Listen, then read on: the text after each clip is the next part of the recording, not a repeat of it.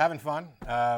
We thank you for joining us, and we hope you're having fun as well. Welcome to the Atheist Experience. I'm Matt Dillahunty. Joining me this week is Don Baker. Good to be here. After a couple of weeks of special events, we had Martin Wagner on 2 weeks ago, one of the former hosts of the show, and then last week was the 10th anniversary special. We had Joe Zemecki, Jeff D., Russell Glasser, and Ashley Perrion all up here joining me to discuss some of the old times from the show, and we took some calls and had a good time, and we've received some good feedback from people who appreciated the show and the efforts that we've been through over the last decade, and so we're very grateful for that, and I'll get more to email protocols and stuff shortly.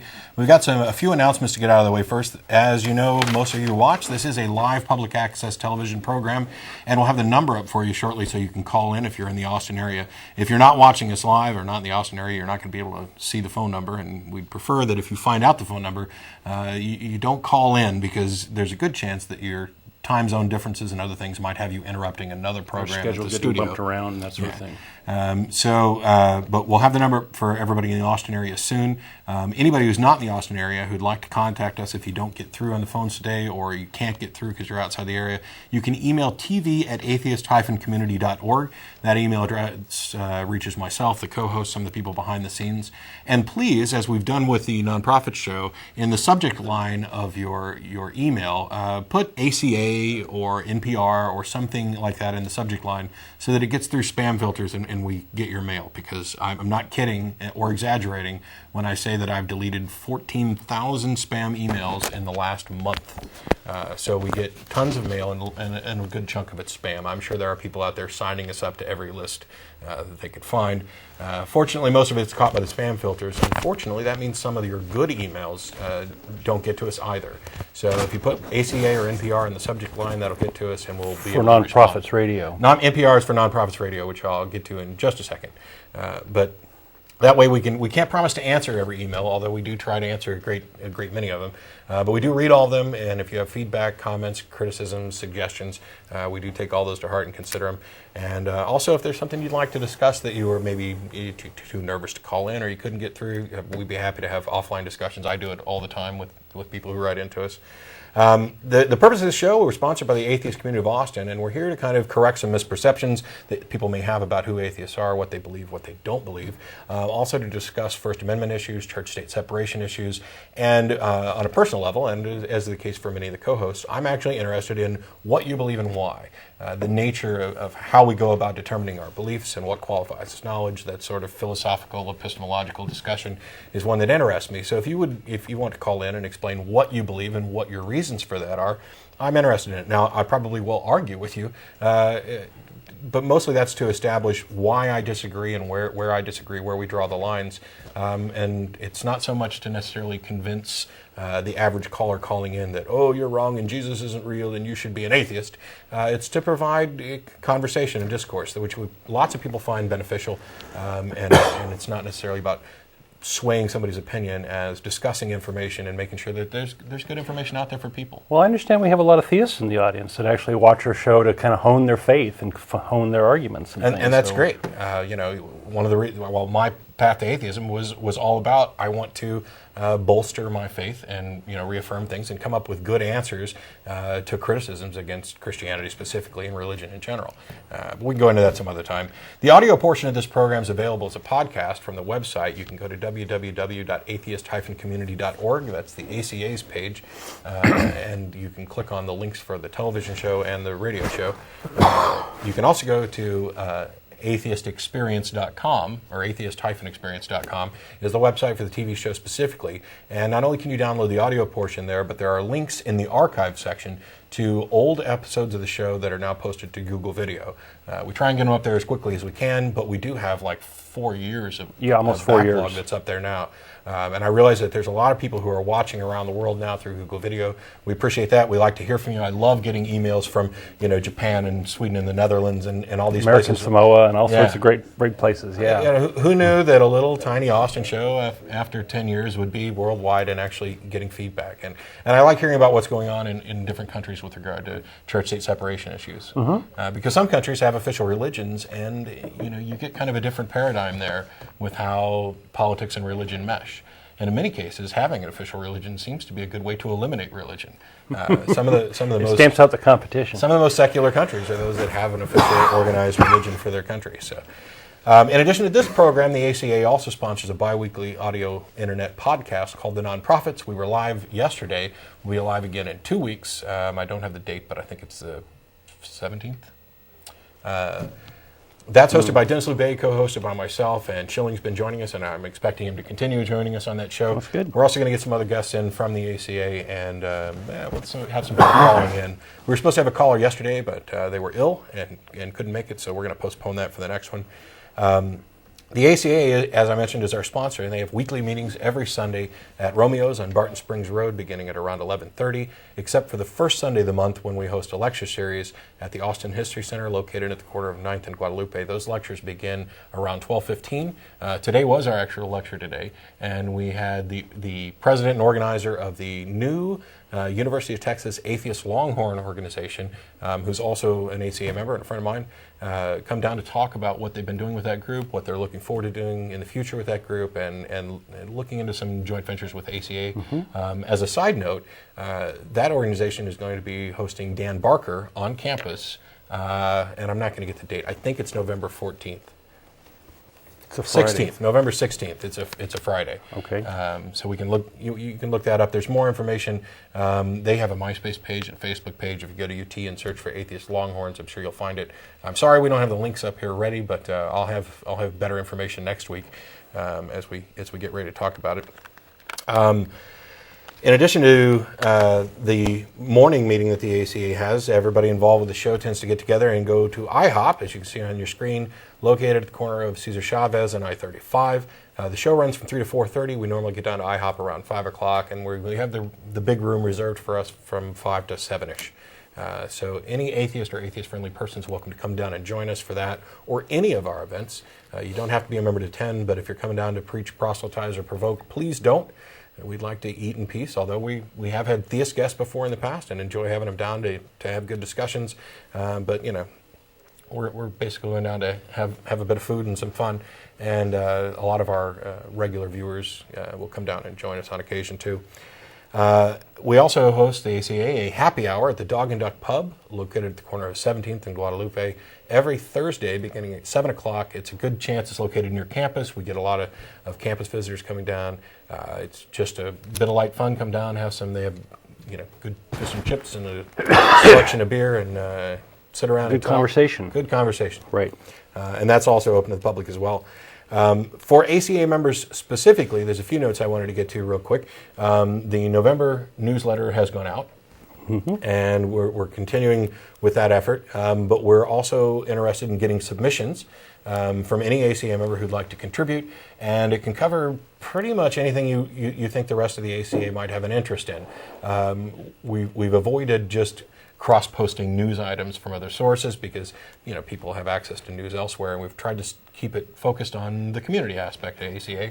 So if you'd like to tell your story of your path to atheism, or talk about a book that you've read, a movie you've seen, some particular theological issue that you find interesting and an want to event discuss, coming up, any event coming up that you'd like to host, or anything that you think would be of interest to other ACA members, you can email editor@atheist-community.org.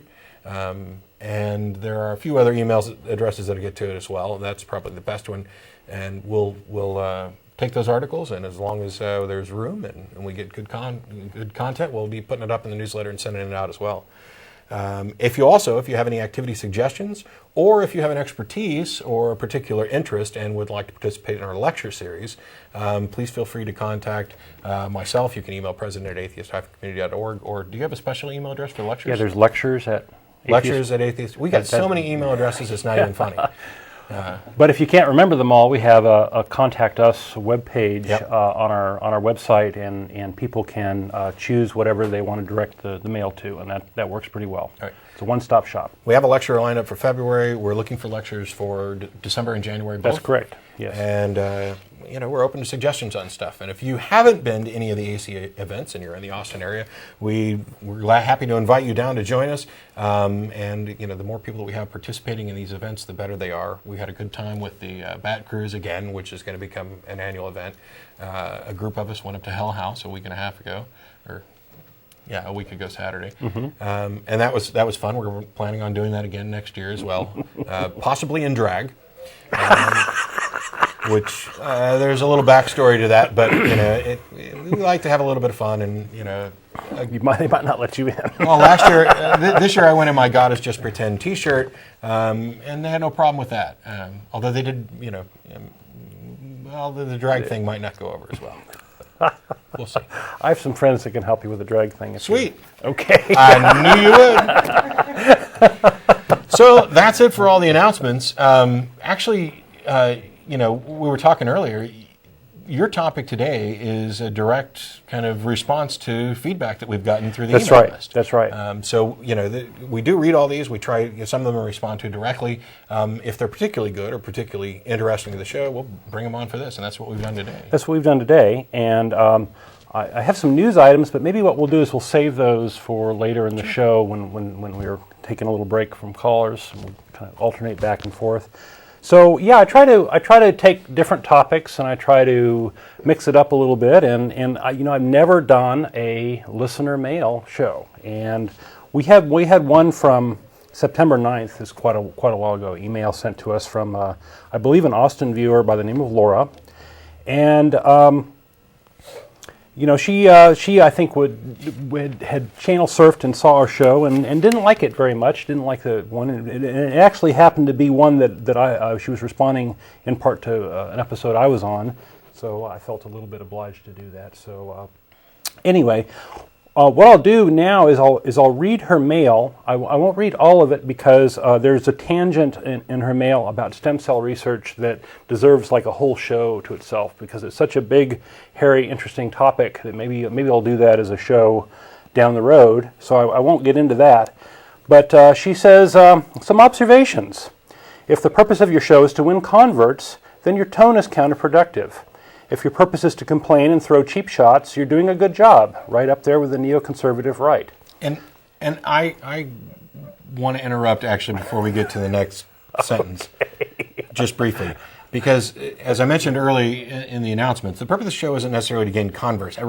Atheism isn't a religion or a philosophical set of positions or anything that you would want to convert anybody to. It's a single position on one question, and that is, do you actually believe that a God exists? If your answer is yes, then you're a theist, and if your answer is no, or I don't know, or maybe, or whatever, you're an atheist. You lack that belief. Now, you can define it in other ways so that it's much more stringent, and I do. I am depending on the definition, a Gnostic atheist, in the sense that in any definition that is useful for knowing something, like I know that the Earth orbits the sun. That kind of knowledge, I think I can make a claim that I know that no God claim has been supported by evidence and whatever. Mm-hmm. But this isn't about winning converts, and I think there's a fundamental difference in mindset between the theists and Christians in particular, where you guys are just like the religious right, and all you want to do is complain and take cheap shots. What's a cheap shot? Because if a Christian is making a claim about something that is supernatural, that is part of their belief system and whatever, and they make an assertion that something is true, and I point out that they have no evidence to back it up, and that they're relying on testimonial and anecdotal evidence, is that a cheap shot? If I point out that your holy book, which you claim is, or many of you would claim, is the Word of God and authoritative, and a guidebook for your life, is full of horrible things, is that a cheap shot? I mean, it's not my fault that the stuff's in your book. It's not my fault that you happen to dismiss some of it. We had a discussion a little bit yesterday on nonprofits about this, where you've got Christians who are saying, no, we don't want the Quran here because it's full of terrible things like stone non-believers. And I'm like, have you read your book? I mean, where it says that if you have an unruly child, you're supposed to take him out to the edge of town and stone him to death. Where it says, homosexuals have committed abomination, and male homosexuals. Lesbians are okay by the Bible. Just ask Ruth.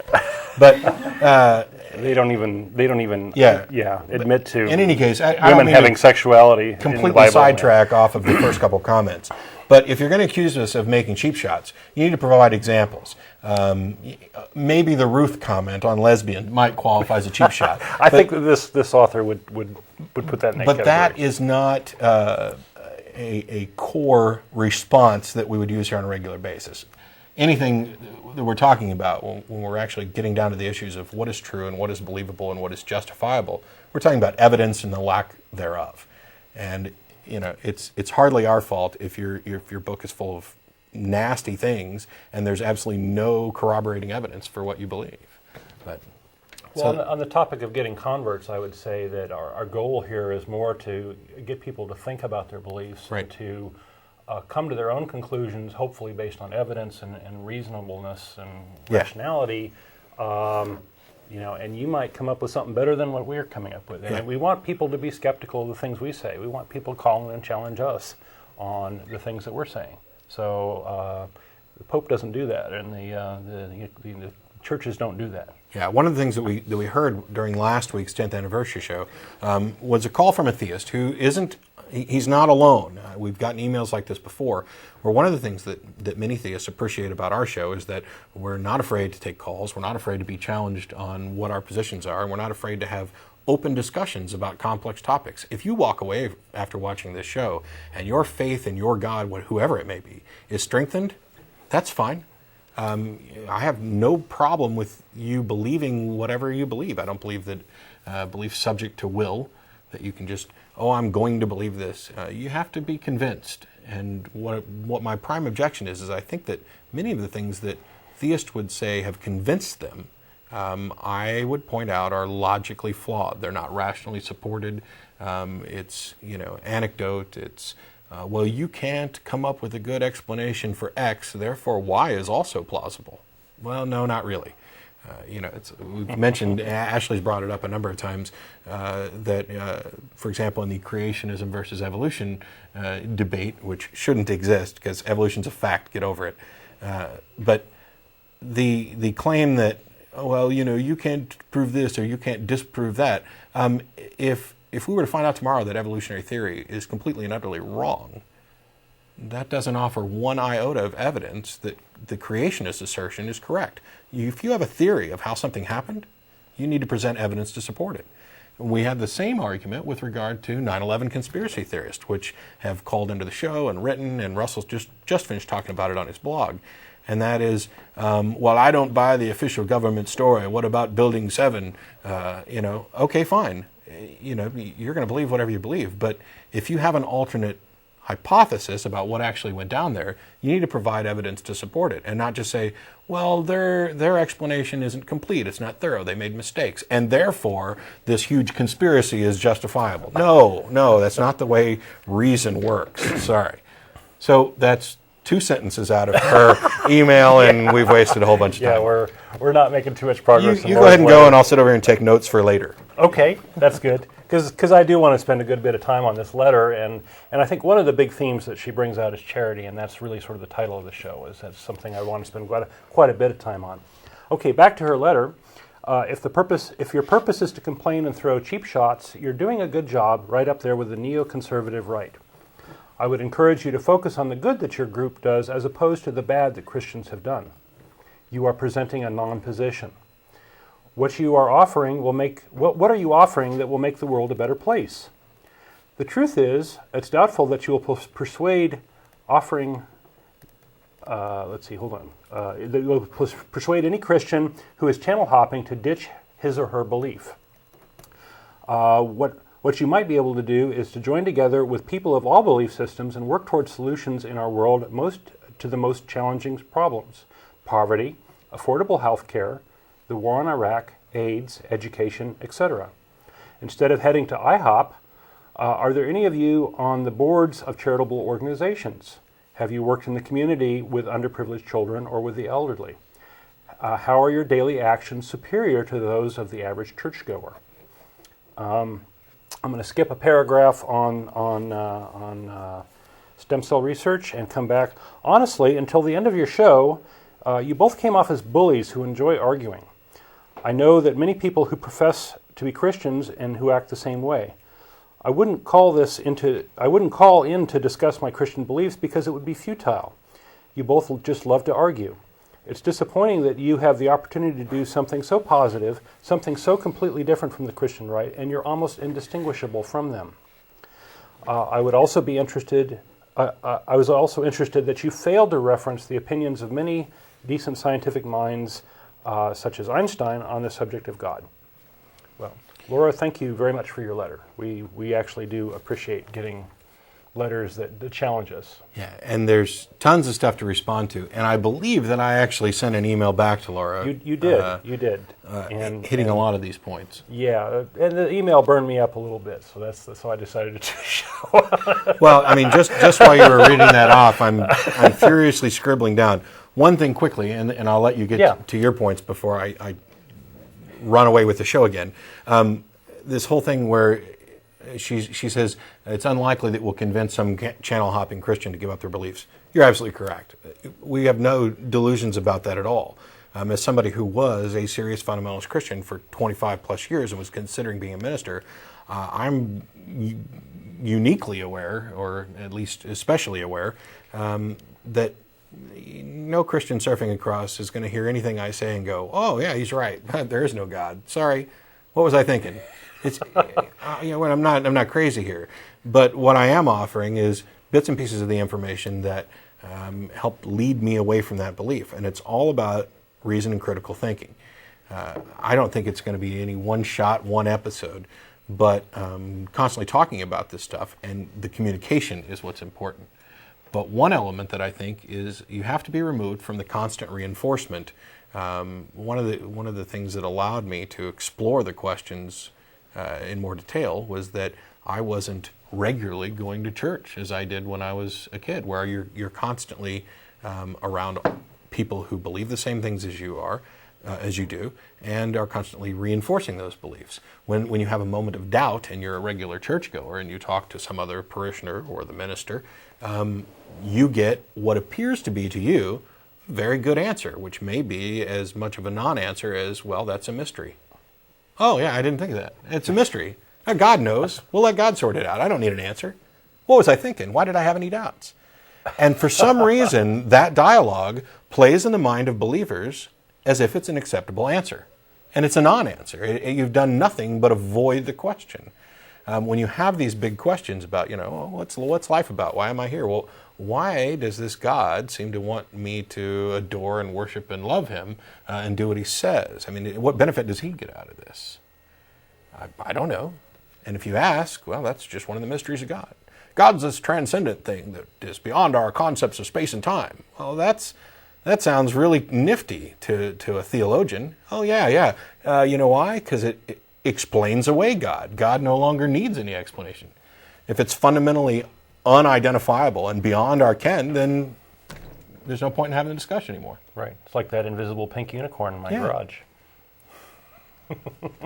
It's there. It's there. I haven't seen it. I can tell you. Okay. Well, what I'd like to do now is hit some of the smaller little tangents that she's hit, and then go on to the charity one. She talks about the fact that we like to argue, and the answer is yes, we do like to argue. And I would say that arguing is a good way of multiple people arriving at the right result, or a good result. Many heads are better than one. What is the problem? I mean, I got the impression that you were just bullies who like to argue. Well, you got the impression that we're bullies because our arguments are good and you don't have good responses to them. That's why you think we're bullies. I'm not up here just to pick on people and be mean. But what's wrong with arguing? Isn't arguing and discussion and debate one of the best ways to think things through? I mean, it's like the constant reinforcement I'm talking about. If you're surrounded by people who share your beliefs, you never get anywhere. But if you surround yourself with people who challenge your beliefs, whose beliefs are different than yours, and you're open to having a discussion with them, they may open your mind to avenues that you've never considered. Hey, let me ask a question. Why do you think that this Jesus character ever existed before? Outside of the Bible, what evidence is there that he existed? If you investigate that question, you're going to find that the answer is either none or precious little, depending on how much you're going to expect. But this is something that everybody just kind of takes for granted. Mm-hmm. Oh, the Bible's, it's telling the story of Jesus. He lived. It's, no question. The only doubt we have is how, whether or not he performed all those miracles. But yeah, he was real. Why? Ask yourself that question and actually look into the answer. And if you're not willing to have discussion, debate, and arguments about it, you get nowhere. Religion and dogma and acceptance and not challenging those things, tends to stagnate everything and inhibit progress. So I love to argue. Right. And we do this on the show, and we do this in our emails. We argue, and we interact with people and try to convince people that we're right, and we try to listen to their arguments and see if they're valid, and we think that's a good way of doing things. And in fact, we have the phone number up, and we invite callers to come in and argue with us. Yeah, and if you can't, and as Matt says, if you can't argue, then maybe that's a message that you should pay attention to. Yeah, and depending on what label you want to put on it, somebody from the studio was asking if it's a good time to talk about the difference between argument, debate, and discussion. It's a fine line depending on what definition you want to use, but what we're doing on the show isn't a whoever yells loudest wins. And it's not I can put you on hold and say my piece and you're done. No, if you have a point, now what we end up doing is putting people on hold because of technical issues or hanging up when they repeat a point over and over without responding. If you're not willing to push the dialogue and actually have a discussion, and by the way, admit when your point has been countered, well, then there's no point in keeping you on the line to continue the discussion. But. Okay. Well, on the subject of bullying, I would say that Christians are the ones damning atheists to hell, and Christians are the ones that have traditionally burned atheists at the stake and these sorts of things. And isn't that bullying? And isn't self-defense warranted in situations like this? So well, and even if not necessarily the Christians, they believe that their God is the bully. Right. Of course, they wouldn't identify him that way, but they believe that, he's the one who's damning us to hell. Right, the judgment and all that. If you believe in a hell. I realize not all of you Christians believe in a hell. Okay. Or not all you theists do. Then on the subject of cheap shots, I guess this was sort of directed at me. I personally do poke fun at the harm and stupidity of Christianity, and I do this in part to bait the audience for callers. I do that. We want people to call in and defend these things. And I do lump believers in together because Christians and Muslims are making the claim that there's an absolute morality that comes from their God, Allah, Yahweh, whatever, and that they can communicate with the author of that morality. And therefore, it seems to me that if you can talk to the author of morality and you want to please him and you're doing all this stuff, that you all should be sort of marching together in the same direction and not be wandering off doing different things. And there should not be big movements of Christianity going off and molesting children. There should not be big movements in Christianity infecting people with AIDS because of miseducation and these sorts of things. So there shouldn't be this thing, right? So I shouldn't be able to find these big problems. I shouldn't be able to take pot shots at your religion if this were the case. And I hit on this topic in show number 469 of the Can't You Get Your Story Straight? And so there's no notion of this, there's no agreement on what this absolute morality is, and there's little agreement on moral issues among Christians, such as the war in Iraq. Should we go and be there and cause Jesus to come back through blowing up the Middle East, or should we, take a more pacifist approach because it's a preemptive war? The issue of poverty. We have a lot of Christians going out and trying to help the poor, and we have a lot of Christians manufacturing poverty through creating unbridled reproduction. The question of the environment is a big debate right now within the evangelical movement, right? There shouldn't be debate on this thing if your God is talking to you and telling you what to think. Anyway, so my point is that religion is a systematically broken model of the world, and my cheap shots sort of point that out. And that's what I'm doing. That's what I do on many of my shows. And it's a style that I've adopted that doesn't work for everyone. And maybe it's counterproductive in the sense that people think I'm just a curmudgeon sitting up here. But I'm hoping that it's causing people to think. I'm hoping that it's causing people to say, hey, that really doesn't make sense. Go ask your minister what the deal is or whatever.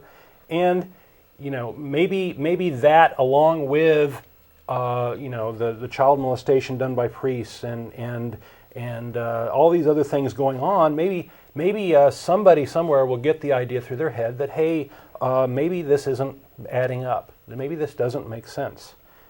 Maybe that tsunami that God sent, really wasn't that wonderful. Okay, so that's my response to cheap shots. I don't know if you want to.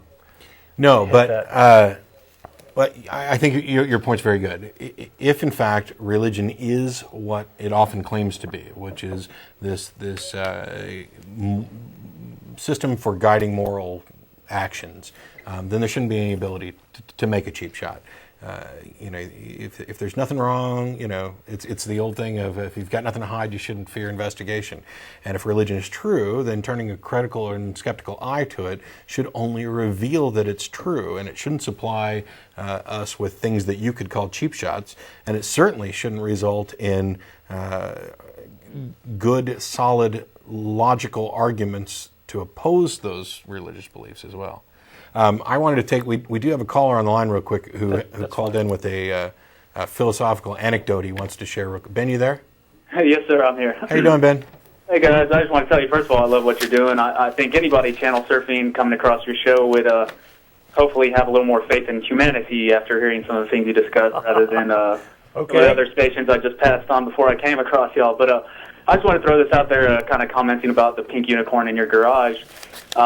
There was a little story about a philosopher who was having a discussion about the existence of God, and somebody came up to him and was like, hey, don't you think you're just like a blind man in a dark room looking for a black cat that's not even there? And he said, well, that may be it, but if I was a theologian, I would have found that black cat a long time ago. Just thought I'd throw it out there, guys. That's a cute joke. That's awesome. All right, well, y'all take it easy. Have a good day. Okay. Cool, thanks, Ben. Thanks. And also, you can maybe hear the cat. But it takes away from the joke if you do it that way. Okay. I don't want to take away. What was the next point you wanted to hit Well, the next point is one of Laura's themes, I think, is focusing on the good. And I see this a lot in my friends and such, that they really sort of get very tired of sort of the bad news. In the news, there's like every day they turn on the news and there's something bad going on and all this stuff. And they just sort of develop a shell around themselves. And I find myself doing it too sometimes when there's just so much crap. Her point was actually twofold. Well, there's multiple things. Go ahead. First was she was saying, instead of focusing on the bad things with regard to Christianity and religion, you should focus on the good things that you guys do as atheists. And the second part was, how would you make the world better? I guess she's effectively asking, how would turning to atheism make the world better? Mm-hmm. I don't know if those are the 2 points that you're getting ready to hit. Well, yeah. Okay, let's go ahead and hit those. So on focusing on the good, there's this notion of sort of religious tolerance, I think, that is especially common, it seems, among Christians, and that there's this idea that, well, whatever anyone else believes, as long as it's Christian, of course, we're gonna tolerate that. We're gonna let that slide, and it ends up being sort of so a lot of things sort of get swept under the rug. Some practices that are done by certain groups end up, no one seems to want to draw a lot of attention to those sorts of things. And I consider this sort of an agreement among thugs in the sense that it's almost like saying, well, I'm going to ignore your bad stuff if you ignore my bad stuff, and the two of us together can, say that we're doing good stuff, and nobody's going to be the wiser about the bad stuff we're doing. And atheists don't play this game. I think what we really try to do is we try to look at the thing and maybe point out some of the bad things, and maybe we do focus on some of the negative things because those aren't getting much mention. Well, on the one hand, it's this question of why don't you focus on the good instead of the bad? Well, we focus on a lot of things, including things that are, I would say, objectively good, like embracing reason and embracing reality. But focusing on the bad is kind of wrong. It's like saying that Mothers Against Drunk Drivers is focusing on the bad. No, they're trying to achieve something that's positive. And in my opinion, helping people free themselves from the shackles of religion is a positive thing. It's like curing cancer or freeing somebody from a drug addiction. Because while many good things are done in the name of religion, and many, if not most religious people are just perfectly fine, wonderful people who do good things. So are the non-religious. There's no correlation between your religiosity and whether or not you're a decent person willing to cooperate and improve the planet that we live on. So it is a good thing, in my opinion, to help people free themselves from this. And so what you look at is me focusing on the negative, or us focusing on the negative. You fail to see the point that what we're doing is focusing on the positive. And that in order to properly embrace reason and face reality, you have to free yourself from superstition and myth. You can't have it both ways. You can't, and people try. They compartmentalize and cling on to their religious superstitious beliefs while shunning the other superstitious beliefs. We like to make fun of the backwoods jungle religions who have these ideas that their medicine man is powerful with spirits, and that if you cross him, he'll make you ill, or if you get ill, then you may have crossed him and you should go apologize. And so the medicine man has this incredible racket where he gets to do no work and gets fat living off of all the people underneath him. And we scoff at that. Oh, that's ridiculous. Yeah, it is. And you know what? Your religion has graduated to a slightly more sophisticated version of that. Right. Where now you have essentially religious corporations, places like the Vatican and elders. Your preacher is not doing anything that the medicine man's not doing. He's sitting around doing no work, getting fat off of your proceeds. Why do you think they throw a collection plate around? Now, I'm not just going to bash on religion because they take money, because they often put the money to good use, which I'm sure we'll get to as well. So I'm not just saying that religion is a racket to keep the masses in control and steal their money. But what I'm saying is that is part of it. And whether or not they do good is another question. And I think we've talked many times that they have. My position is, let's keep the good, chuck out the baggage. Anything that religion accomplishes that is actually good can be accomplished without religion, without the baggage that comes with it. That's right. That's right. And I think that's probably our message today. I'd love for somebody to give me an example of any real benefit that can't be achieved by purely secular means, because I'm aware of none. Sure. And so we were talking about, focusing on the good or focusing on the wonderful things going on. Well, you'd kind of miss out on this question of, like, for example, we had recently a guy by the name of Paul Ross Evans who planted a bomb at a family planning clinic, right? And he didn't do a particularly good job of it and was hauled in and all this stuff. But the obvious understory to anyone who is familiar with religious issues is that he did this for religious motivations, and he was, for example, he was trying to do an array of targets, including pornographers, stem cell researchers, and those who support abortion. And he actually supposedly planted another bomb here in Austin in a porn shop.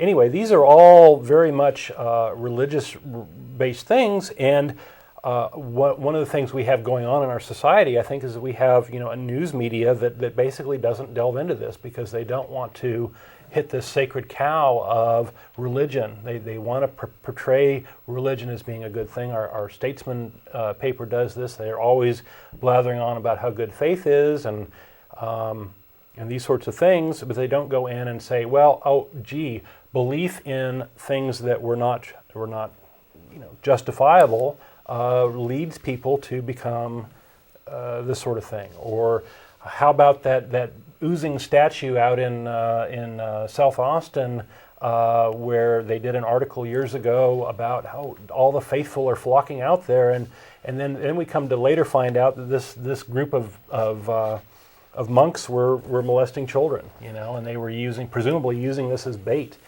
We don't see people connecting the fact that, we have this belief in nonsense causing bad things. So this is a good time for that journal article real quick to hit on a point. Okay. Because I'm sure there's somebody at home who's sitting here saying that, they're making some slippery slope argument that religion necessarily leads to people becoming abortion clinic bombers. No, we're not. And I'm happy to say that, while I think it's a contributing factor, and while I consider religion in general to be a poison to the mind. I don't know of anybody else who's blowing up abortion clinics. Yeah. That isn't religiously motivated. Yeah, it's by not. the way. It's not. Religion necessarily leads you to be an abortion bomber, but if you're an abortion bomber, you're probably religious. I'm not aware of anything else. The bigger point, and this is a study, a cross-national correlation of quantifiable societal health with popular religiosity and secularism in prosperous democracies, which was a study in the Journal of Religion and Society by Gregory Paul. We've cited this, I don't know how many times since it came out in 2005. We'll continue to cite it. Yeah. Because it's important. It's not, what this paper demonstrates is that the more religious a society is, that doesn't mean that its societal health improves at all. In fact, a negative correlation is discovered, that many of the more secular societies have a better health. And we're talking about things like murder, rape, drug abuse, even, I think, income, health care, those types of factors were all considered. The important thing to note is that this isn't making a causal claim. It's not saying that if your country is more religious, it will suffer in these areas. But it makes a very important point, and that counters a point made by religion. You hear all the time, especially from the religious right, that this nation has gotten away from religion and God-fearing, and it's all going to hell, and all of these problems that we're having in society are because of the secularists and the atheists and those damned abortionists and fags and everybody who's trying to take away our Christian American way of life. You hear that all the time. What this journal article does is it debunks it. It says no. In the nations that are most religious, that are most devout, you don't see an improvement in societal health. You see a negative correlation. And that debunks your claim that the world is better off with religion. So when, who wrote the email? I've forgotten her name again. Laura. When Laura writes and says, essentially asks, how would atheism make the world a better place? Well, it wouldn't. That's not what I'm asserting. Atheism isn't some belief system that can fix the world. And likewise, for those of you who are wanting to bring up atheist Russia, don't bother, because it wasn't atheism that was the problem there. It was communism and dogma. Dogma's the problem in every form, whether it's religious or secular. Anytime you have that kind of totalitarian influence that makes sure that you can't question it, that inhibits progress and dictates what you need to believe and what you need to do, that's the problem. It had nothing to do with the atheism. Where atheism, or myself as an atheist, would say we can provide a benefit is, as I mentioned before, freeing people from religion. Once you're free from religion, a lot of the baggage goes away, and you're free to do things and work on fixing problems that are real without that baggage. So, we don't know for sure if the entire population of the planet were to become atheists instantaneously, what kind of effect that would have. Would it be positive? Would it be negative? Well, that very much depends. If people sincerely didn't believe, and we educated them enough to where they understood that, okay, that means no afterlife, which means this is the one shot at life that you get, so you need to treat people right the first time. You need to work together to fix the problems on this tiny ball floating in space. If they also realize that there's no such thing as this concept of forgiveness, which I believe is one of the most vile things I've ever heard, where you've done some wrong to somebody, but God forgives you. Who cares if God forgives you? You need the forgiveness of the person you wronged. If I've hurt you and God forgives me for it, you're still hurt. I need to make amends for that. I need to take responsibility for my actions.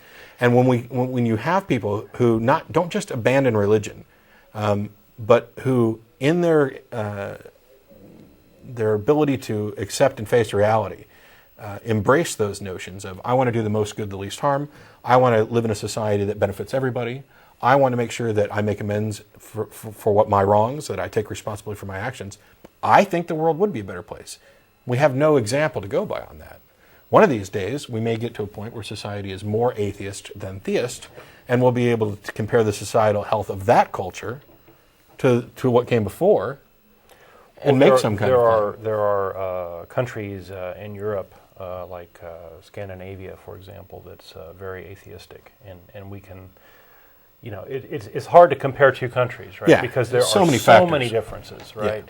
But anyway, that's what this study is. What it does is show that you're wrong. If you think being religious makes your country better or improves the health of society, that claim is debunked utterly by this, and by a number of other claims. But. Right. And I have yet to hear any answer to that. I've yet to hear any response at all to that, actually. Yeah, there's not. The only response I ever read from apologist was, well, this is just correlation or not causation. Well, he says that in like the first paragraph. Right. You're not telling us anything we don't know. Right. Right. There's a caller actually has There's a question caller, for yeah. you. So we're live November 4th, 2007. We're a live call-in show. You're welcome to call in. What we're going to do today probably is intersperse callers in the topic and take your calls and chat with you. So we have a caller on the line. Go ahead. And as a reminder, since we've got like 45 minutes left in the show, after the program's over, we get together and we go to IHOP down at I-35 and Cesar Chavez. Anybody, atheist friendly, is welcome to come down and join us. There's no membership requirements, and have some dinner and talk. So we got, is it Donald? Yes, hello. How you doing? Doing all right. I just want to make a comment on, I think the guy said about the monks and how even though the monks was religious and they still did these bad things to kids, you know what I'm saying? Mm-hmm. Now, yes. I know that you have Christians, you got Buddhists, you got Islam, who can do all kind of bad stuff, but there's also there's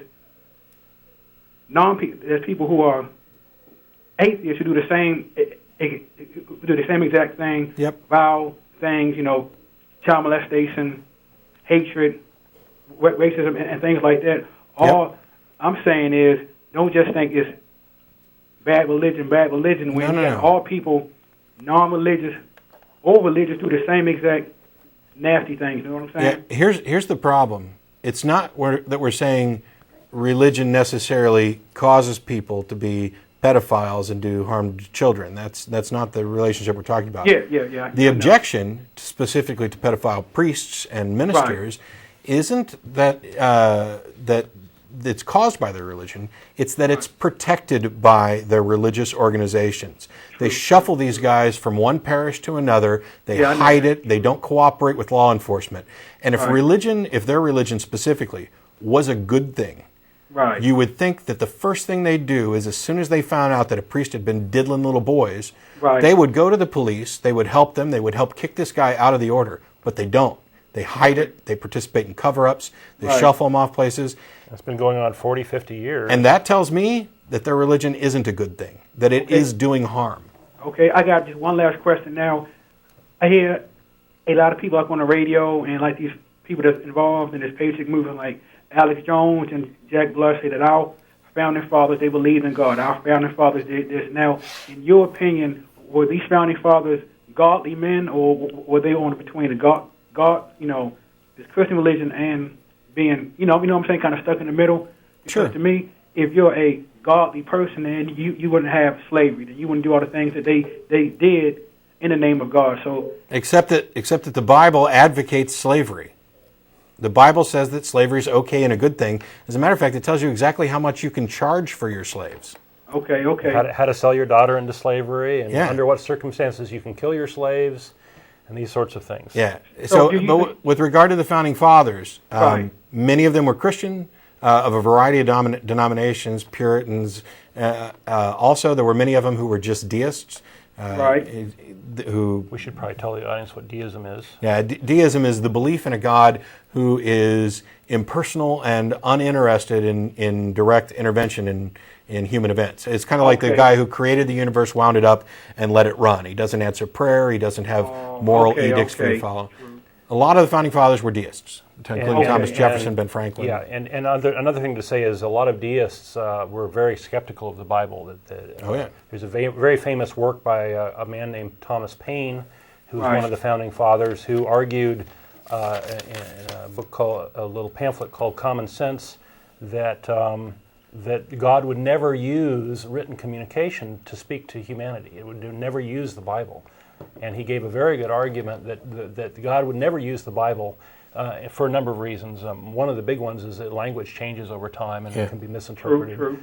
But and his argument is so beautiful, and it's still solid today. I mean, every last the truth bit of it, usually is. Every last bit of his argument is valid. So anyway, so the gist of it is the founding fathers had a lot of religious diversity, and they understood I think the harm that religion can do, and they consciously put in our Constitution that our state should be separate from religion. And this is one of the big things that we advocate and we fight for in the ACA is the separation of church and state. Okay, man. All right, man. Thanks a lot. Thanks, Donald. Appreciate your call. Thank you. Okay. I think he was just saying thanks again at the end, but Okay. I cut him off think on so, mid-word. But All right. we want to keep going? We got another call on? Or? You want to talk a little bit about Einstein? Einstein? Yeah. Here's the thing. She ended her letter with basically she was kind of surprised that we didn't reference. I was also interested that you failed to reference the opinions of many decent scientific minds like Einstein on the subject of God. I don't know why you'd be surprised, because what Einstein or anybody else thinks about God from a scientific standpoint is completely irrelevant unless they're providing evidence for or against. What their personal opinions or beliefs for don't matter to me. It doesn't matter to me anymore that Richard Dawkins is an atheist than it does that Einstein was an atheist. Oops, did I say atheist? Yeah, I did. Here's the thing. People like to quote Einstein all the time as, look, Einstein's one of the smartest guys who ever lived, and he believed in a God. Do you think you're smarter than Einstein? Yep. Maybe. Yep, that's the argument, yeah. But Einstein didn't actually believe in a God. They used a quote about God not playing dice with the universe, which Einstein wasn't talking about God in the sense that anybody else is. There's a direct quote from Einstein. After people used that quote and others of his to support Christianity and other forms of theism, he came out and said, you might have the quote that starts with, "It's a lie." Do you have that quote? I don't have that handy, no. Well, it goes a little bit like this. It's a lie what you read about my religious convictions. I don't believe in a personal God of any kind. I believe in Spinoza's God who governs the universe through natural laws. For those who aren't completely familiar with it, Spinoza's God is a synonym almost for nature. For nature. It's talking about natural laws. God as a metaphor, label for the natural order of the universe. Einstein, like Spinoza, did not believe in any kind of personal God, any God that intervenes with humanity, any God that answers prayer, any God that has some moral edicts he wants you to follow. It's not even clear that he believed in any kind of intelligent God at all, just the natural laws. And when scientists use that type of reference to God, it's a poetic thing. It's showing an admiration for both the order and chaos, the beauty of the universe and the laws that govern it. So, okay, I'm happy to reference Einstein's beliefs on God because Einstein agreed with me. So it's not a matter of me being smarter than Einstein. Einstein's just as smart as I am. I had to say that. Okay. I had to say that because of what you said. With regard to scientists, most of the time scientists have their particular area of expertise, right. And when they're sort of outside that area of expertise, they may or may not know something about it. So just because somebody's really smart about nuclear physics, for example, doesn't necessarily make them an expert on God, right? This is an argument from authority. Right. My favorite example is Francis Collins. Yes. Who was the head of the Human Genome Project. He's a sharp guy. For all intents and purposes, he's a brilliant person. And he, like Einstein, is probably way smarter than I am. I have no problem at all saying that these guys are, way up there. But Francis Collins is also a nut. Sorry. He's a smart nut. If he has a belief, he's an evangelical Christian, and he has said in his book that the basis for his belief was he was out on a walk or a bike ride and came across a waterfall that was frozen into 3 columns. This reminded him of the Trinity. He fell to his knees and accepted Jesus as Lord. I'm sorry, but that's not remotely a scientific process. There's no justification there. If the waterfall would have been split into 12 or 15 different columns, would he have been a Hindu? Yeah, and that's silly. That's silly. I have a great deal of respect for Francis Collins as a scientist, but when it comes to him expressing his opinions on God, and he makes this claim that his ideas of God are not at all in conflict with science. Well, yes, they are. They are by virtue of being completely non-scientific. Asinine would be a good word for. Well, another thing to say, too, is that we've had, as a guest on our show, a scientist by the name of Vic Stinger. Yes. I wish we had the episode number so people could go watch it. I don't have that handy. But he did write a number of books on scientific evidence for and against God, and he went and examined this very question. And I would trust this person's opinions quite a bit because he has spent a good bit of his time answering the questions, right? Yeah. And so this is something I would trust more than Einstein's statements about God playing dice or whatever, yes. Right? Vic Singer's written a number of books, and his latest one that we had him on to discuss was it's called God the Failed Hypothesis. And this, he does a scientific analysis of the various claims that religion makes and shows why, not how science disproves God, but how science demonstrates that there's no evidence to support this belief in a God, and that the lack of evidence is itself evidence that a God doesn't exist. This notion that is attributed to Carl Sagan, that absence of evidence does not equal evidence of absence, is correct to a point. I happen to reject it because I don't find that it's that useful. Because if you have an absence of evidence where you would otherwise expect evidence, then that absence does qualify as evidence of absence, not proof. If you're actively looking, right? Yeah, if you're actively looking for evidence.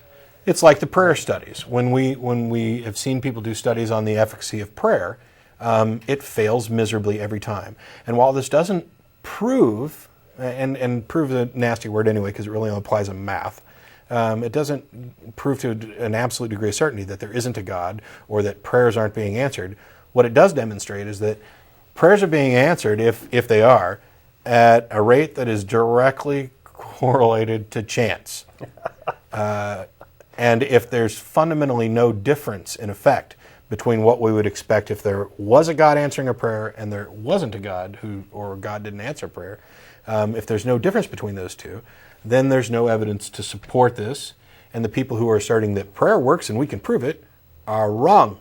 Right. And this does count as evidence prayer against does have an effect on the mental state of the prayer. Yeah, right? sure. It's a form of, I've said it's a form of masturbation. It's something that makes you feel better, but doesn't change the world. It's a crass way of putting it, but it's true. I was going to go with talking to yourself, but mental masturbation works as well too. Okay.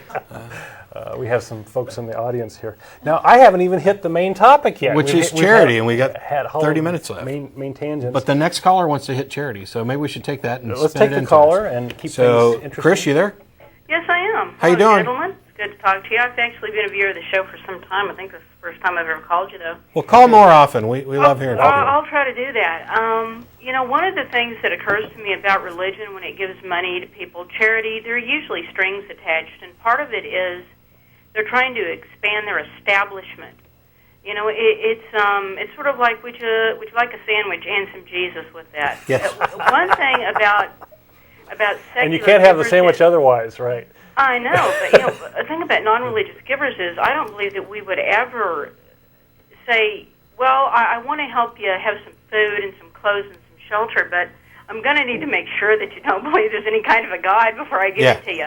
Or at least spend 20 minutes trying to convince you of it. Yes, and that is one thing that I think is very positive. It's not that I don't want to give credit to someone like, let's say, like a nun who really does give up almost all of her own personal life to go and teach some poor child in Latin America how to read and have food and all of that, but it is also a part of their establishment. And while I do want to give credit for the positive things that they do, I think that a lot of it has also to do with it's about spreading the message and proselytizing, and I think that is negative.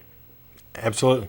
Okay. I had it written down here as a note. I was going to say almost exactly the same thing.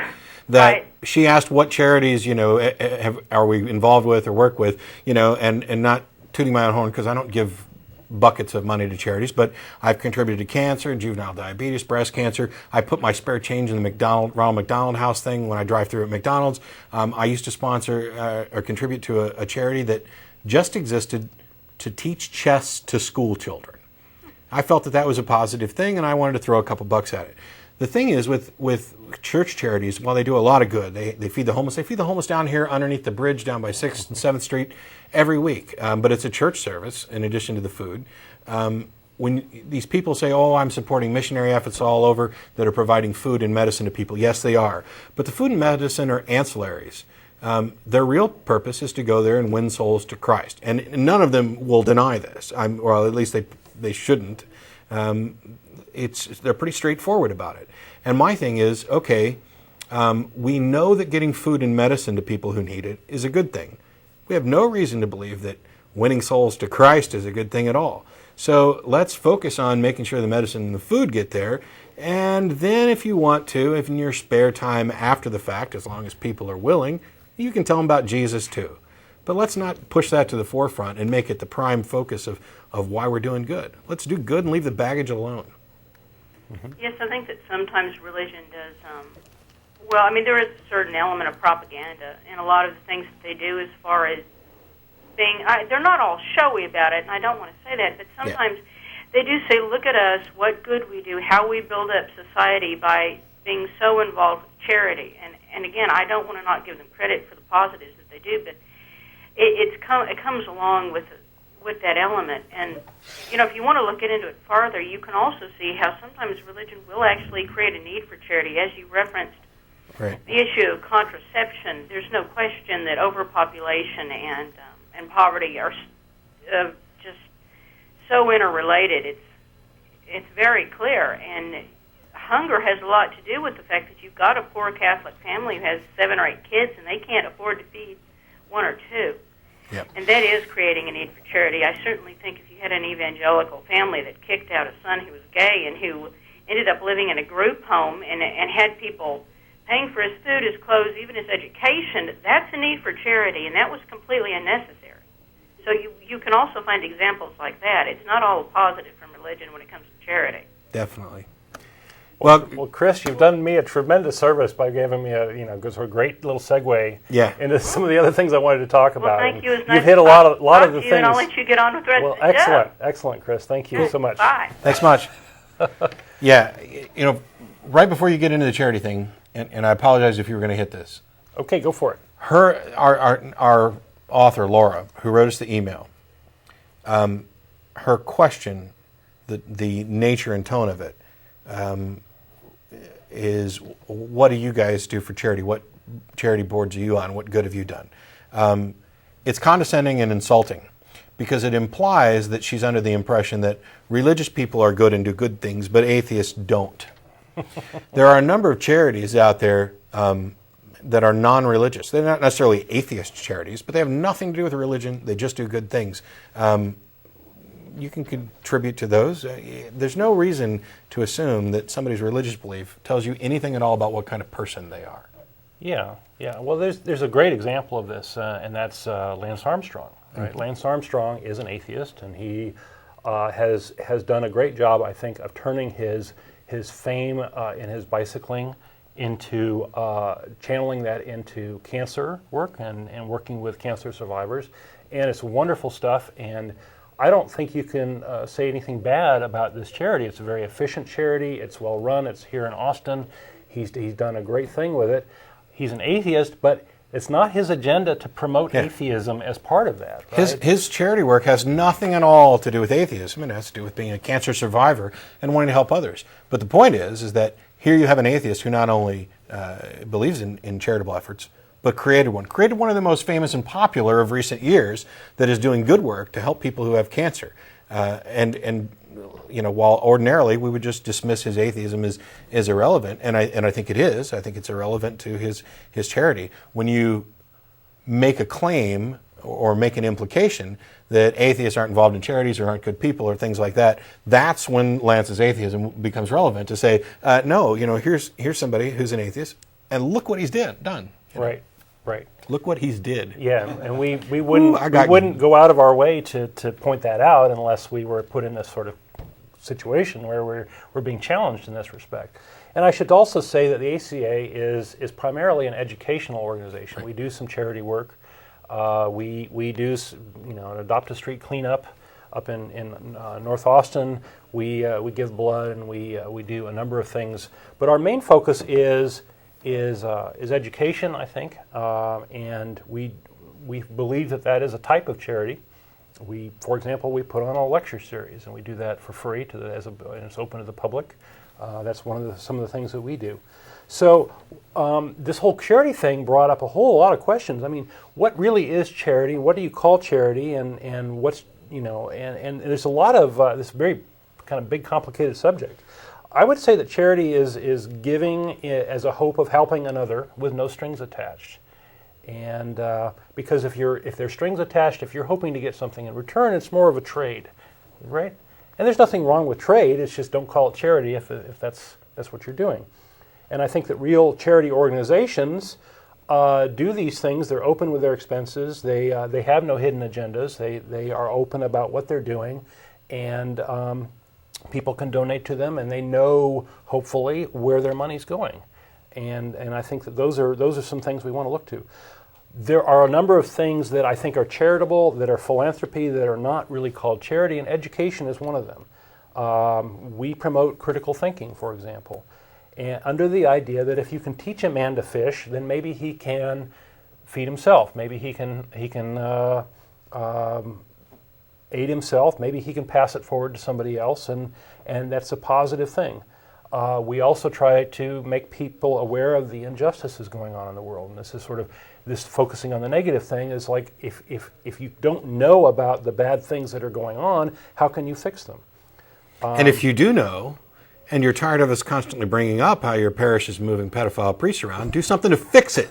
Right. And we won't have to talk about it anymore. Right. Stop giving them money to encourage them to hide the problem. That's how you fix it. Yeah. I'll bring it up once a week. I'll make it a segment of the show. Here's your latest pedophile priest story until you guys actually start doing something about it. Well, there's a group called the Freedom from Religion Foundation that publishes a monthly magazine called Free Thought Today, and every month they have 1 or 2 pages in it of black collar crime, which you know about this. You talked about this, and basically it's all the different scandals and bad things that clergy members of various clergy are involved with, and there shouldn't be such a thing. You've got Catholics who are, and I hate to pick on them only because I realize we focus on pedophile priests, and they're pedophiles in all sorts of religions and outside religions.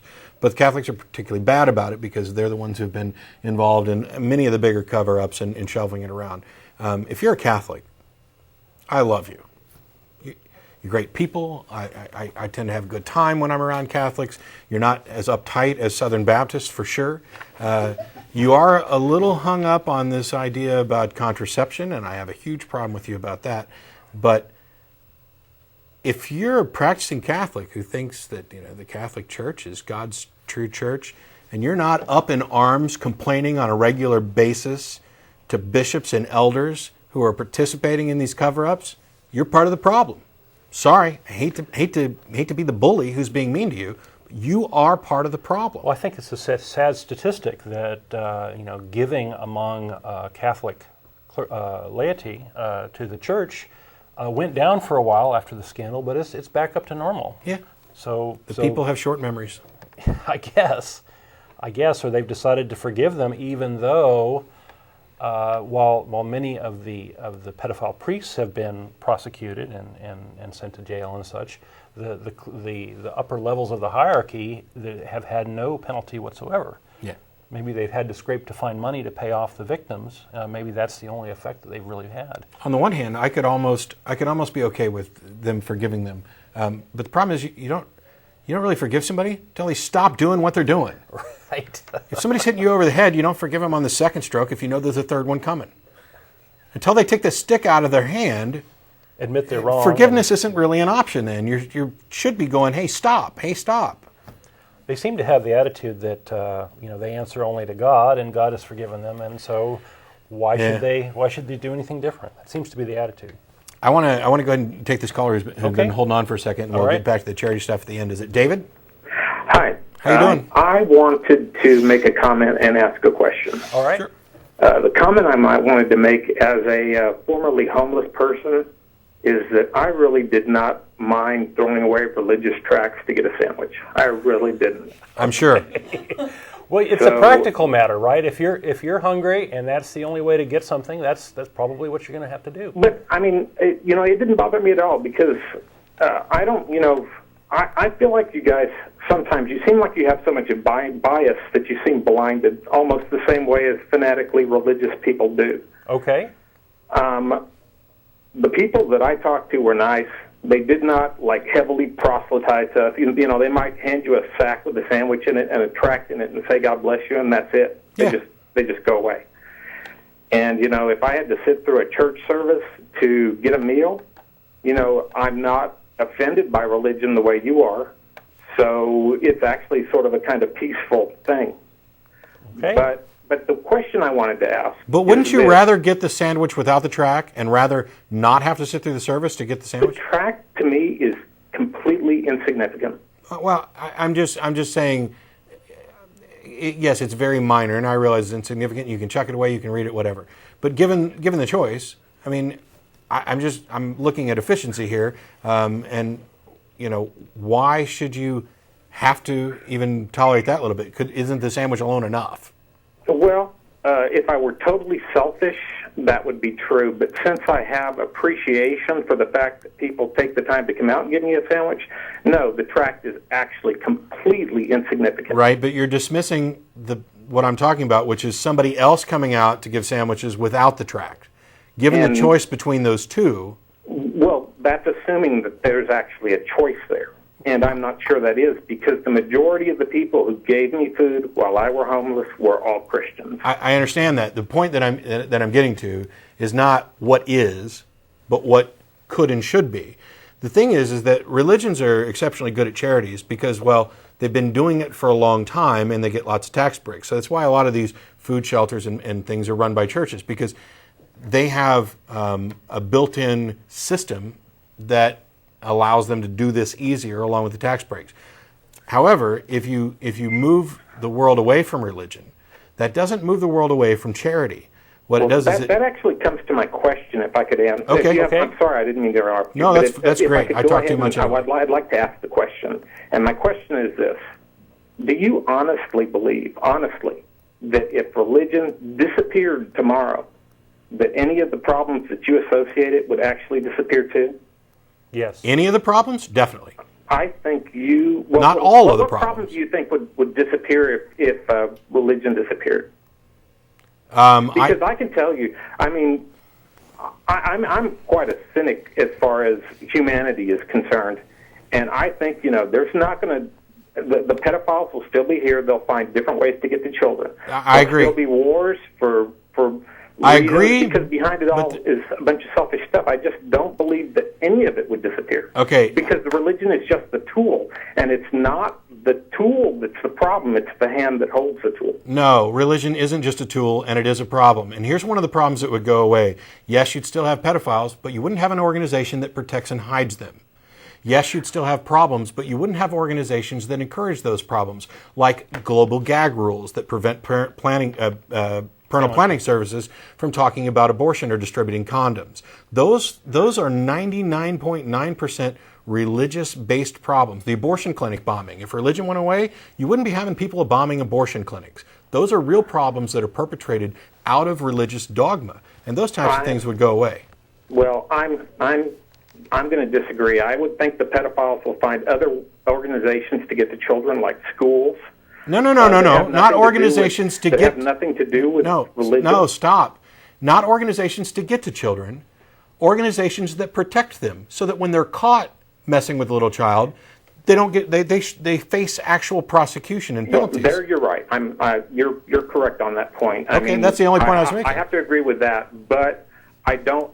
Just because they're protected, the pedophiles are not going to go away. I agree. Pedophiles will find other ways to go underground and do things. It's the people that are the problem. The people have the problems. A lot of this comes out of mental illness and I agree. greed and lust for power. They're going to find other avenues to do this, and we're in the presence or in the absence of religion. I agree completely. I'm not saying that a world without religion instantly becomes a utopia. What I am saying is that a world without religion eliminates the problems that are caused by religion. And one of the things is that eliminating religion is one step towards educating people to deal with and face reality and actually fix real problems. and not spin our wheels like the state legislature wants to do, decorating the state legislature with "under God" and "in God we trust," and sticking it in pledges and making pandering motions to their constituents. We can actually get more real work done. The problems, not all problems are going to go away, because I'm not saying all problems are caused by religion. What I'm saying is that all religions cause problems. At the heart of all problems are people. And just because religion goes away, I still think that the people who cause the problems will still be here. Which I've agreed with 3 times now. Okay, well, I guess I still don't see the point of attacking the method over the people who employ the method. All right, maybe this will clear it up. If there's this many things that we would identify as a problem, how many of those are the direct result of religion? I would say none of them, that they're all motivated. There are no problems that are directly caused by religion. No, I'm okay. You just agreed with me that all or nothing. Yeah, I'm sure there are certain specific problems to religion, and that if religion just disappeared, those problems would transfer to the new method. No. You just agreed with me a minute ago that some of them, like the ability to hide pedophile priests, would go away. That's a problem that is strictly within the religion. You're not going to. It's not like maybe NAMBLA might step up and try and hide them. No. That's not what I'm saying. I'm saying that. I mean, you're right in that the church is facilitating this. That's true. But I think that pedophiles through the years who have nothing to do with religion find their own ways to hide themselves. So you're right. You can make an argument that religion is creating pedophiles. But what was that again? You can make an argument that religion is creating pedophiles. I don't think that religion creates pedophiles. I think pedophiles exist. I mean, because you've already said that pedophiles exist that don't have anything to do with religion. So religion can't be creating all the pedophiles. Not all of them. He didn't say all. No. And I mean, is it religion creating pedophiles, or is it a faulty system that, if it could have a proper screening process, would love to eliminate those people? Well, evidently, they're not interested in eliminating those people. They're interested in shuffling them around and hiding them from police. When I say eliminate them, I'm not talking about eliminating the ones who are already there. I'm saying using some screening process to eliminate ones in the future. I'm sure they would love to do this, because this is nothing but horrible publicity for them. Well, yes. And they've made motions in that respect. They've said, oh, we're going to blame it on gays, and we're going to clear our ranks of gays. Yeah. Which of course won't work. I'm sorry. I mean, I don't want to be irrational. And you're right. There are certain problems endemic to religion, but there are problems associated with government or any. I understand that. There are problems associated with all of them. I disagree with you that there are. I don't see that religion is the specific problem. I think that people. Did I say that religion was the one and only specific problem? No. Okay. Never. I'm not talking about one and only. I'm saying that religion itself is a specific problem, not the only problem. Okay, I happen to disagree, and the reason is that religion fills people's minds with irrationality that encourages them to accept things without proper evidence, make bad decisions, and this spirals down into every other aspect of their life. It encourages bad behavior, it hides bad behavior, it does real tangible harm to people, and while it may not be the biggest problem we face, and it may not be the cause of all the problems we face, it's a problem that needs to go away, and in my opinion, the world would be a better place without religion. It wouldn't be utopia, but it would be better. I can understand your opinion, but I also see the other side. Which is that it wouldn't be any better? People that didn't appear to have any problems were perfectly happy to be Christians. So I don't think that you can say it's all a problem. If people live that way, enjoy the lifestyle. Go ahead. You keep extending what I say into an all-encompassing thing. Here's the one and only question. Okay. If religion were eliminated, would the world be better or worse? Or the same? I don't think that that's a question. I think it would be better and it would be worse. The good things about religion impossible. would go away, and the bad things about religion would go away. And I think the people would all fall to, the good people would go to some other different means to do good. The bad people would all go to different things to do bad, and it would just wash. They'd find new ways to do the same old thing. So his answer is that it'd be a wash. Okay. So you think it'd be the same? I disagree. Yes. I do think it would be the same. Okay. Yeah. Thanks Anyway, for calling. I appreciate you it. letting me talk. Yeah, and, it's great, Dave. Thank you. Yep, sure. Yeah, I think a lot of people have the same sort of opinion. It's like, why beat up on religion? It's morally neutral or morally good, and I guess I don't see it that way. And I'm with you. I don't see that religion is a force for good. I tell you what, if you'd have walked through Hell House last week and seen those little teenage girls breaking down into hysterical tears of grief over this Passion of the Christ video that was playing, there's one little teeny iota of harm that could have been avoided. There's no reason for that. Manipulation. It's emotional manipulation and abuse. And to use that kind of thing as a tool to teach people to accept dogmatically the words of a preacher or a Bible or a fictional invisible friend, and then use those beliefs to do real harm, yeah, I think eliminating religion eliminates that. It doesn't get us to a utopia. There's still be bad people. There's a quote from Feynman, I think, that's without religious people, or without religion, good people do good things and bad people do bad things. It takes religion to get good people to do bad things. That's Steven Weinberg. That's Weinberg, sorry, not Feynman. He's a local. It's Weinberg, but yeah. Nobel Prize winning physicist. And while I'm not saying that that's, it's the pinnacle of all problems or whatever else, I do think it's a real problem. I think it's something that needs to be fixed, or else I wouldn't be doing this. Well, in a way, it's sort of the easiest problem, right? Because religion is something that's optional. It's something that we can do without. If we found out that believing in Santa Claus caused problems, it'd be really easy to fix people and get kids to stop believing in Santa Claus. And yes, I do equate your invisible friend to Santa Claus. I'm sorry. I realize it's going to offend some people, but when you come up with more evidence for yours than there is for Santa Claus, maybe I'll take them out of the same category. But do we want to take this one, or how much of the charity stuff you got? I'm in the situation that I always am, where I bring 6 pages of material, and I've gotten through 2 of them. And I have a lot of great points to make, but the callers are bringing up good questions. We can hold the charity stuff up for another time, we could too. Potentially hit it another time. Let's keep going. We've got. Okay. Whoops, we dropped the caller that was going to. Okay. The point was from the caller was, it's not clear that getting rid of religion would make the world better. Okay. I can't say with any assurance or authority that if we eliminated the religion from the world, that it would get any better. If you go to Google Video and watch this episode, you can rewind about an hour ago when I actually talked about this, about whether or not, how we would go about making the world a better place, and whether or not eliminating religion would do that. I happen to think that eliminating religion would get rid of the problems that are directly caused by religion. And there's way more than people would suspect, because anytime your mind is conditioned to accept Proposition A based on no evidence, then you can also be convinced to accept Proposition B. And it goes back to the old Voltaire quote of, if you can convince people to believe absurdities, you can get them to commit atrocities. That's right. And that's the way, it really is that way. Now, I'm not Chicken Little up here saying that, the world's about to end because these religious people can't get their shit together. They're busy killing each other. Well, they are, and it'd be nice if they'd stop. There's lots of things I wish they could come around to seeing and fixing, but we're not looking for a utopia or a quick fix, or I don't think I have the one best answer that's going to convince anybody to stop believing in a God. I don't think the world works that way. Things are a lot more complex. But you'd have to convince me first that there's some tangible, real benefit to religion that cannot be accomplished by secularism. Because it's not just a matter of getting rid of religion.